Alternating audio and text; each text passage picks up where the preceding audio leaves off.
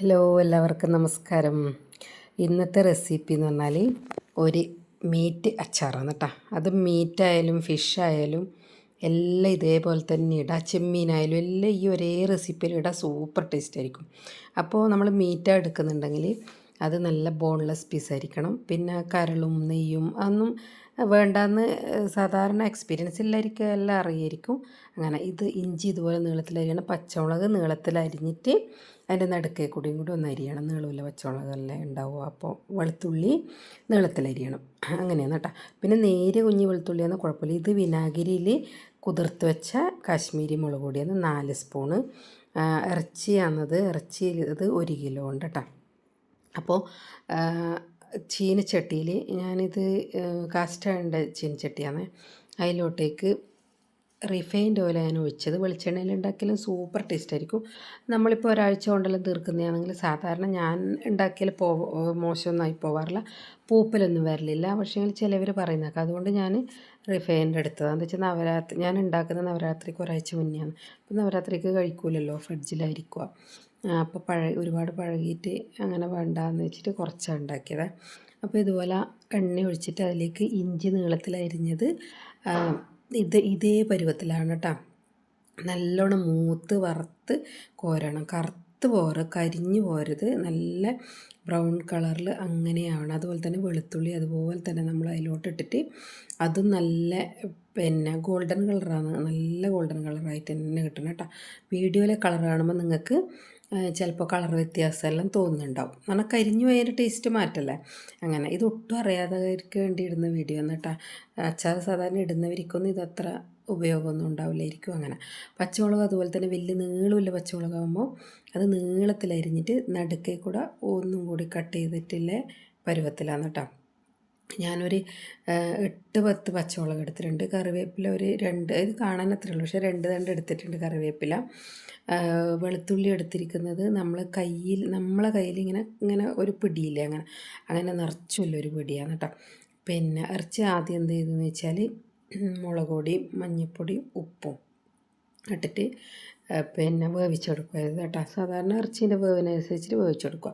ഇനി വിശദമായിട്ട് എന്തെങ്കിലും സംശയം ഉണ്ടെങ്കിൽ കമൻറ്റ് ബോക്സിൽ വെച്ച് ഞാൻ പറഞ്ഞുതരാം കേട്ടോ.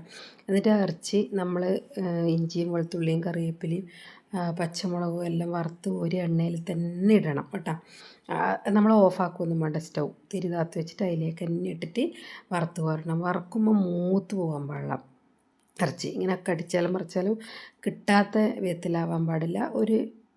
നമ്മൾ വറുത്തുകൊണ്ടിരിക്കുമ്പോൾ അതിനൊരു പീസ് എടുത്തിട്ട് ഇങ്ങനെ കയ്യിൽ നിന്ന് ഇങ്ങനെ എടുത്ത് നോക്കുമ്പോഴത്തേക്ക് പൊട്ടിച്ച് നോക്കുമ്പോൾ നന്നായിട്ട് ഇങ്ങോട്ട് വരുന്ന തരത്തിലായിരിക്കണം. പച്ചയാണെങ്കിൽ അങ്ങനെ വരുമല്ലോ. അങ്ങനെ പിന്നെ അതേ എണ്ണയിൽ തന്നെ വറുത്ത് കോരിയ ശേഷം അതേ എണ്ണയിൽ തന്നെ നമ്മൾ ഈ വിനാഗിരിയിൽ കുതിർത്ത് വെച്ച മുളക് പൊടിയില്ലേ, അത് ആ എണ്ണയിലേക്ക് ഇട്ടിട്ട് നല്ലപോലെ മിക്സ് ചെയ്യുന്നത് കണ്ടിരുന്നില്ല നിങ്ങൾ.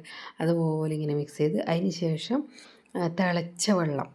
ഞാൻ സാധാരണ അച്ചാറിൽ ഒരിക്കലും വെള്ളം ഉപയോഗിക്കില്ല.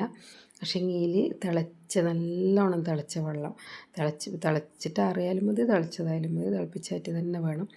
അത് ഇതിലേക്ക് ഒഴിച്ചു.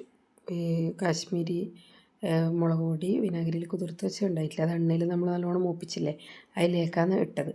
എന്നിട്ട് വരുമ്പോഴത്തേക്ക് നമ്മൾ ഈ വറുത്ത് കോരി വെച്ച കറിവേപ്പിലയും വെളുത്തുള്ളിയും പച്ചമുളകും എല്ലാം നമ്മൾ കോരി വെച്ചതെല്ലാം ഇഞ്ചിയും എല്ലാം അതിലോട്ടിട്ടു. ഇപ്പോൾ തിളക്കുന്നില്ലേക്ക് ഞാൻ ഇട്ട് കൊടുത്തത്. എന്നിട്ട് ഇതുപോലെ ഒന്ന് ഇളക്കി കൊടുത്ത് പിന്നെ അതിലോട്ടേക്ക് നമ്മൾ വറുത്ത് കോരി വെച്ച ഇറച്ചിയായാലും മീനായാലും ഉണക്കമീനായാലും ഇനി ചെമ്മീൻ, നമ്മൾ പച്ച ചെമ്മീനൊക്കെ വറുത്തിട്ടില്ലേ, അതൊക്കെ ഇതുപോലെ ചെയ്യാം കേട്ടോ. എത്ര നാൾ പുറത്ത് വെച്ചാലും ടേസ്റ്റ് കൂടി വരുവയ്യ. പക്ഷേ ഞാൻ അങ്ങനെ പുറത്ത് വെച്ച് നോക്കിയിട്ടില്ല. സാധാരണ അങ്ങനെ പറയുന്നേക്കൽ ഇത് ഈ ടൈപ്പിൽ ഉണ്ടാക്കിയാൽ കേട്ടോ. ഫ്രിഡ്ജിൽ വെക്കുന്നതിന് ഏറ്റവും നല്ലത്. നമുക്ക് ഉപയോഗിക്കുന്നതിന് മുന്നേ ഒരു കുഞ്ഞു പാത്രത്തിൽ എടുത്ത് നോക്കുക, നമുക്ക് എത്രയാണ് വേണ്ടതെന്ന് വെച്ചാൽ, എന്നിട്ട് ഉപയോഗിക്കുക. പിന്നെ നമുക്ക് ഫ്രിഡ്ജിൽ വെച്ചതിന് കുഴപ്പമില്ലല്ലോ. ഇതൊന്നും പിന്നെ നമ്മൾ ശരീരത്തിന് നല്ലതാണെന്നോ അല്ലെങ്കിൽ സ്ഥിരമായിട്ട് ഉപയോഗിക്കേണ്ട കാര്യമൊന്നുമല്ല. നമുക്കപ്പോൾ കൊതി വരുമ്പോൾ അല്ലെങ്കിൽ മീനും ഇറച്ചിയൊന്നും ഇല്ലാണ്ട് ജീവിക്കാൻ പറ്റില്ല എന്നുള്ള അവസ്ഥ, അല്ലെങ്കിൽ നമ്മൾ നാട്ടിൽ നിന്ന് വിട്ട് നിൽക്കുന്ന അങ്ങനെയില്ല പലതരം സാഹചര്യങ്ങളിൽ ഇല്ലവർക്ക് ഉപയോഗിക്കാൻ വേണ്ടിയിട്ടാണെന്നാണ് എൻ്റെ ഒരു തോന്നൽ. ഇങ്ങനെയുള്ള സാധനങ്ങൾ അല്ലാണ്ട് ഞാനൊന്നും ഇങ്ങനെയുള്ള സാധനങ്ങൾ സ്ഥിരമായിട്ട് ഉപയോഗിക്കുന്നില്ല. അച്ചാർ, പപ്പടം, ഉണക്കമീൻ അങ്ങനത്തെ ഒന്നും നമുക്ക് ശരീരത്തിന് നല്ലതല്ല എന്നല്ലേ പറയുന്നത്. നമ്മളൊരു കൊതിക്ക് വേണ്ടി എല്ലാം കഴിക്കണം. എന്നാൽ ആരോഗ്യത്തിന് ശരീരത്തിനൊന്നും ഒരു ദോഷവും വരില്ല.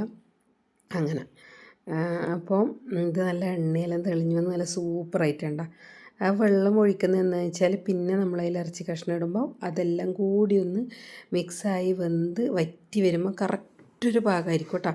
ശരിക്കും ഇങ്ങനെ പറയുന്നത് കേട്ടിട്ടേലു ഇതിൽ ഇത്തിരി ഒരു ചാറും ആ ഒരു കഷ്ണവും കൊണ്ട് നമുക്ക് വേണ്ടുന്ന ചോറ് തിന്നാൻ പറ്റും. അത്രയും ടേസ്റ്റാണ്.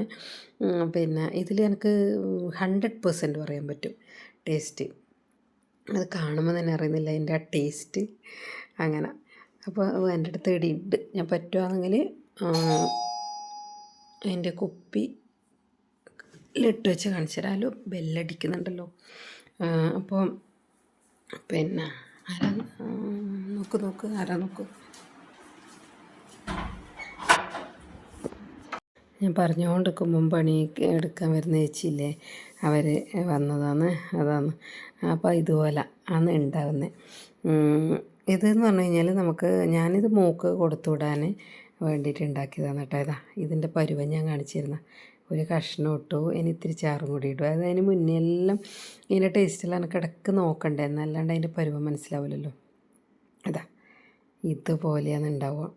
സൂപ്പർ ടേസ്റ്റാണ് കേട്ടോ. ആർക്കെങ്കിലും ഉണ്ടാക്കി നോക്കണ്ടെങ്കിൽ കൃത്യമായ കണക്കും കാര്യങ്ങളും വേണമെങ്കിൽ ഞാൻ കമൻറ്റ് ബോക്സിൽ ചോദിച്ച് പറഞ്ഞുതരാം. ആരും അങ്ങനെ ചോദിക്കുന്നൊന്നുമില്ല, അതുകൊണ്ടാണ്. പിന്നെ അപ്പോൾ എല്ലാവർക്കും ഇഷ്ടമായിട്ടുണ്ടെങ്കിൽ ഞാനങ്ങനെ പറയലൊന്നുമില്ല. ഇഷ്ടമായിട്ടുണ്ടെങ്കിൽ ലൈക്ക് ചെയ്യുക, കമൻറ്റ് ചെയ്യുക, ഷെയർ ചെയ്യുക, സബ്സ്ക്രൈബ് ചെയ്യാത്തവരാ കാണുന്നുണ്ടെങ്കിൽ സബ്സ്ക്രൈബ് ചെയ്യുക. അതെല്ലാം ഒരാഗ്രഹങ്ങളാണ്. ചെയ്യാൻ പറ്റുന്നവരെല്ലാം ചെയ്ത് സപ്പോർട്ട് ചെയ്യും. അപ്പോൾ ഇതുപോലെ ആരെങ്കിലും ഉണ്ടാക്കി നോക്കിയിട്ടുണ്ടെങ്കിൽ അത് കമൻറ്റ് ബോക്സ് പറയുക. അങ്ങനെയൊക്കെ. പിന്നെ ഇത് നല്ലോണം ആറിയതിന് ശേഷമില്ലേ, എനിക്കിപ്പോഴും ഈ ഗ്ലാസിൻ്റെ ബോട്ടിലിട്ട് വെക്കാനാണ് ഇഷ്ടം കേട്ടോ. സാധാരണ നമ്മൾ അച്ചാറ്, ഉപ്പ്, പഞ്ചസാര ഇതൊക്കെ ഗ്ലാസിൻ്റെ ബോട്ടിലിട്ട് വെക്കണം എന്ന് പറയില്ലേ, അതുപോലെ ഇതുപോലെ ഗ്ലാസിൻ്റെ ബോട്ടിൽ ഞാൻ ഇട്ട് വെച്ചു. Okay, thank you.